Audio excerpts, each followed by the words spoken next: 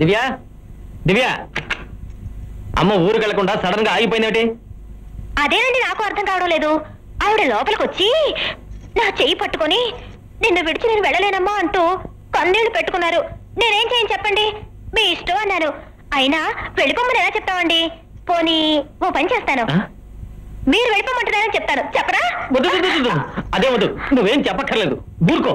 అయ్యగారు అయ్యగారు దండాలి బాధ్యత. ఇదేమిట్రా ఇల్లు వాదులు వదిలి వచ్చేసావు నువ్వు? అమ్మగారికి ఎట్లున్నదోనని చిన్నమ్మగారిని చూడొచ్చునని గట్టని నా మరదల్ని కూడా ఎత్తుకుందామని వచ్చిన. కాఫీ మావయ్య. మంచిగున్నది. యాదయ్య అంటే ఇతరేనా మావయ్య? అవు దండాలు చిన్నమ్మగారు. నా గురించి నీకెట్లరక? మీ చిన్నయ్య గారు చెప్పారులే. సరే సరే భోంచేద్దు గండ్రా. ఎప్పుడు తిన్నావో ఏంటో. మా తల్లే, మా చిన్నమ్మగారు ధర్మ తల్లే వస్తాను కదా మళ్ళా గట్టనే వస్తా. అమ్మటి ఇంత సతీయ వచ్చి రాగానే వీణి కూడా బుట్టలో వేసుకుంది. అత్తయ్య పాలు తీసుకోండి. అక్కడ పెట్టు.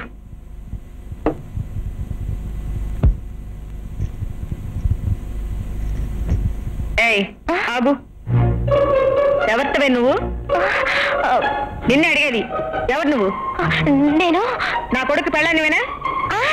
అవును అవును. ఇలారా కూర్చో, అటువైపు తిరుగు.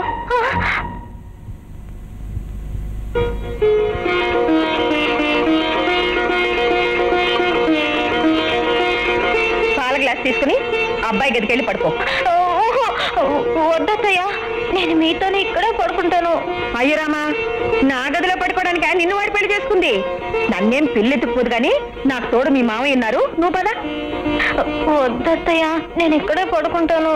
నీ చీర నీ బాలకు అసలు నిన్నెలా పంపించాలో నాకు తెలుసు. నువ్వు పద. వద్దత్తయ్య. అత్తయ్య వద్దు, ప్లీజ్. ఇప్పుడు పద.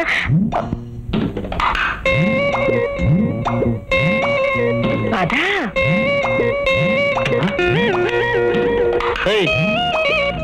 ఏంటిది నా బెడ్రూమ్లోకి వచ్చావు? నేనే కావాలని రాలేదు, మీ అమ్మగారే దగ్గరుండి పంపించారు. ఓహో, అయితే అలా దూరంగా కింద పడుకో. కింద?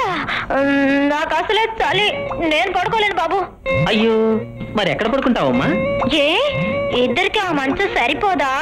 ఆహా, సరిపోతే నా పక్కనే వచ్చి వెచ్చగా పడుకుంటావనా?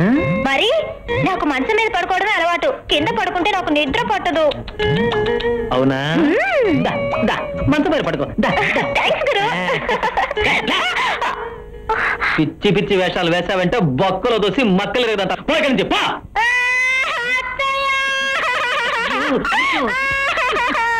దివ్యా, ఏంటమ్మా?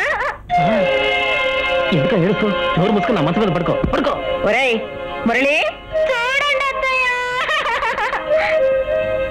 ఏమైందమ్మా? ఏమీ లేదని చెప్పు. మరి నన్ను ఇంకేమీ ప్రశ్నలు అడగకుండా ఉంటారా? అలాగే. చేతిలో చేయవేయండి. దివ్యా, అబ్బా, మీ చెయ్యి ఎంత మెత్తగా ఉందండి. ఏంటమ్మా ఏమైంది? ఏమి లేదత్తయ్య, ఇక్కడ పెద్ద బల్లిని చూసి దడుచుకున్నాను. అంతేనా? పెళ్లిపోయిందా? బల్లి దూరంగా వెళ్ళిపోయింది అత్తయ్య. మీరు పడుకోండి. అలాగే. పిచ్చి పిల్ల. బల్లుల్ని పిల్లుల్ని చూసి భయపడితే అయినట్టే. ఏంటలా చూస్తున్నావు? చలేస్తుందా? నా పక్కన చేరిపో, దొర్లుకుంటూ వచ్చి నాతో పట్ల దొరిపో.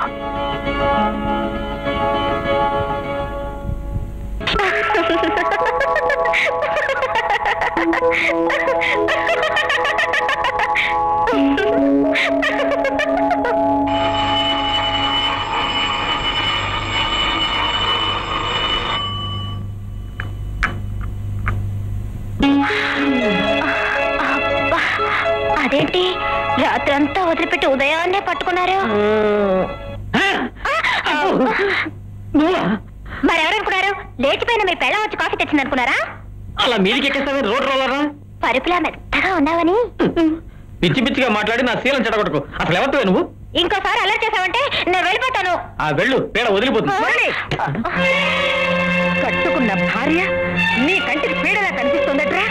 నిన్నింత పద్ధతిగా పెంచింది కట్టుకున్న పెళ్ళాన్ని హింసించడానికా? అయిన వాళ్ళని ఆస్తిపాస్తులన్నింటినీ వదులుకుని ఆడపిల్ల అత్తింటికి వచ్చేది మన ఆదరణ అభిమానం కోసం. అవి ఇవ్వకపోగా దాని ఒక ఈగలాగా దోలాగా చూస్తావా? ఇదేనా నీ సంస్కారం? ఆవేశపడకమ్మా, టాబ్లెట్ వేసుకుని ఎందుకు నాకు మందులు? నీ అవకతవకల సంసారం చూడటానికా? ఇప్పుడు ఏమైందమ్మా? భార్యాభర్తలు అన్నాక చిలిపి గొడవలు రాకుండా ఉంటాయా? అవునమ్మా, ఇలా చిన్న చిన్న విషయాలకే కంగారు పడిపోతావు ఎందుకు? డాక్టర్ గారు ఏం చెప్పారు? మాత్రలు వేసుకుని పద పద పదమ్మా, పద పద.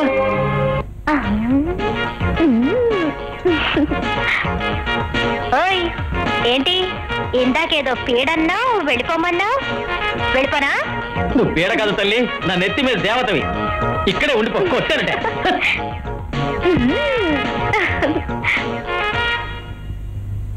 దీన్ని ఏమైనా తిట్టినా బయటికి పంపించాలని చూసినా అమ్మ ప్రాణాల మీదకి వస్తుంది. ఇప్పుడు ఎలా? అంతా నా కర్మ. ఎవరు నువ్వా? నువ్వా? ఇంటి నుంచేనా? ఇంటి నుంచా? అంకుల్ ఎలా ఉన్నారు? రేపా?